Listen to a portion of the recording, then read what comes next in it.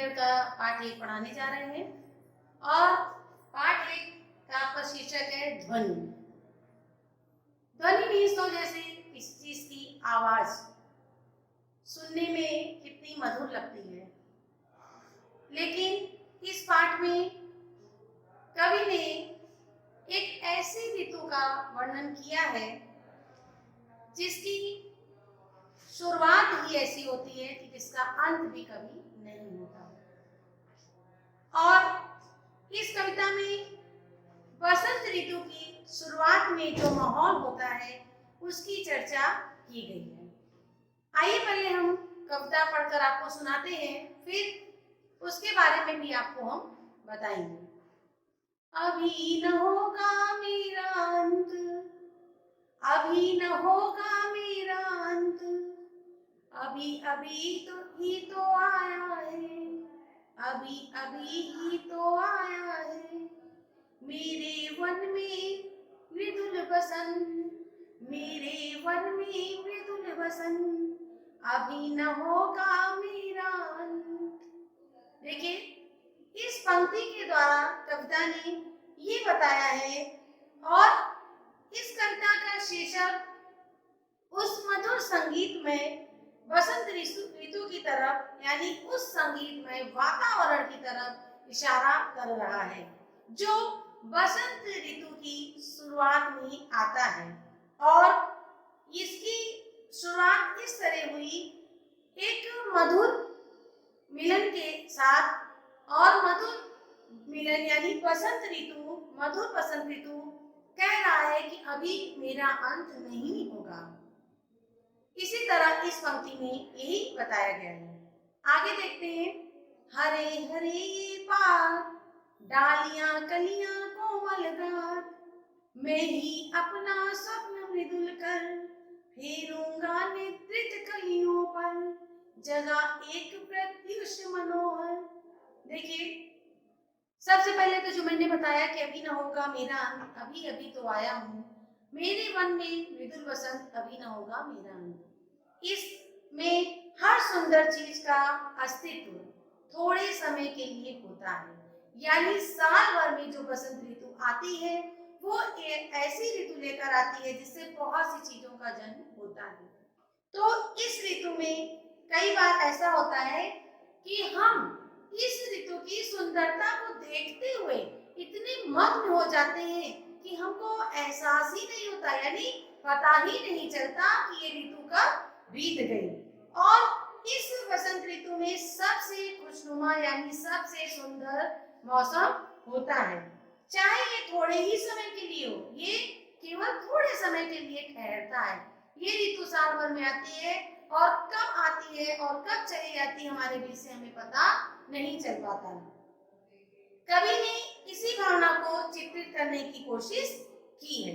अब जैसे मैंने भी पढ़ा कि हरे हरे ये पात, डालियां कलियां कोमल गात, यानी बसंत में डालियां और कलियां दोनों ही छोटे छोटे पौधे पनपते हैं। जो पौधे छोटे छोटे हमारे पनपते हैं, इसकी डालियां, पत्तियां, फूल कितने कोमल होते हैं कि कवि ने लिखा है कि ये जो अपने कोमल यानी मुलायम हाथों से नींद में डूबी कलियों को जगाने की कोशिश करता है। इससे जब फूल खिलते हैं तो इसे एक नए सवेरे का जन्म होता है, यानी जब नींद से कलियों फूलों को जगाया जाता है तो ये जगने के बाद एक नए सवेरे को जन्म देती हैं। इस तरह से इस पंक्ति में ये बताया गया है। पुष्प पुष्प में से तंद्रालस, लालसा खींच लूंगा मैं, अपने नवजीवन का अमृत सहर्ष सींच दूंगा मैं, द्वार दिखा दूंगा फिर उनको, है मेरे बेजहां आनंद, अभी न होगा मेरा अंत। देखिए, इसमें बताया गया है कि बसंत ऋतु कविता में नींद की आलस को खींचने की कोशिश करता है, यानी जो बसंत ऋतु है सोए हुए पेड़ पौधों को जगाने की कोशिश करता है, उसमें नई तरंगे, नई उमंगे फूल पत्तियों के द्वारा उसमें भरता है और किसी में नए जीवन का अमृत भी भर देता है। और द्वार दिखा देता है कि मेरे जो है ये अनंत है, इसकी कोई भी सीमा नहीं है। और जब फूल खिल जाएंगे, तो बसंत उन्हें असीम, यानी इस कविता का सार देखिए सूर्यकांत त्रिपाठी निराला ने बहुत सुंदर सा वर्णन किया है इस कविता के द्वारा कि असीम संसार के दरवाजे खोलकर उन्हें मनोहारी दृश्य दिखाएगा जब फूल खिल जाएंगे। अब देखिए हम इस कविता का सारांश थोड़ा सा संक्षेप में आपको बताते हैं कि अगर दार्शनिक तौर पे या किसी के देखने के नजरिए पर, यानी जो अंदाज बसंत का है, तो देखने का भी सोच यानी अंदाज अलग अलग होता है। तो इस तरह से इस ऋतु में ये बताया गया कि बसंत ऋतु का कभी अंत नहीं होगा, बल्कि यह एक शुरुआत होती है। जब बसंत ऋतु आती है तो एक शुरुआत होती है। प्रकृति की अनमोल देन है कि बसंत में खिले फूल ही आगे चल के फल बनते हैं। जो बसंत ऋतु में हमारी नई पत्तियां आती हैं, नए पौधे पनपते हैं, उसमें नए नए फूल लगते हैं, ये फूल आगे चलकर फल देते हैं और इन्हीं फल से बीज भी बनता है। जो ये फल होते हैं ये सभी जीव जंतु को भी जीवन प्रदान करते, कैसे? भोजन देकर उनकी खुशियों को जो है बांटते हैं। आखिर में इन फल से जो बीज तैयार होते हैं वो एक नई पीढ़ी की शुरुआत करते हैं। क्यों? क्योंकि बीज से ही हमारे पौधे बनते हैं, पौधे से फल बनते हैं, फल से फूल बनते हैं, फिर फूल से बीज बनता है। इस तरह से ये प्राकृतिक देन धीरे धीरे धीरे अपने कार्य को करती है। इसीलिए कहा गया है कि बसंत ऋतु बार बार यही हमको कह रहा है कि हमारा कभी भी अंत नहीं होगा। और हम जो है इस तरह से अपनी जो है बसंत ऋतु के द्वारा पूरे माहौल में हरियाली यानी खुशनुमा कर देते हैं, जिसको देखकर मन में एक अजीब सा आनंद होता है और हम इस पेड़ पौधे में देखकर अपनी सारी जो है दुखों को भूलकर थोड़ी देर एक उत्साह पूर्वक मन को अपने करते हैं और बहुत ही सुंदर इस स्वरूप को हम एहसास सा करते हैं।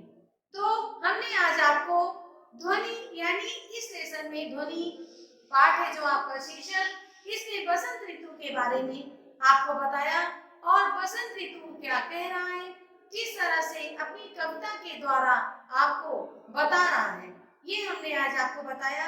अब आज आपका होमवर्क यही है कि आपको इस पाठ को पढ़ना है और इस कविता को कंठस्थ करना है, इस कविता को लिखना है और याद करना है। आज हम आपको इस वीडियो में इतना ही बताएंगे और अगली वीडियो में हम आपसे इसके बारे में कुछ और नई चीजें बताएंगे और इससे संबंधित कुछ शब्द भी हम आपको बताएंगे। इसलिए आपको सबसे पहले कविता को लर्न करना है यानी याद करना है और अपनी कॉपी में लिखना है। Thank you.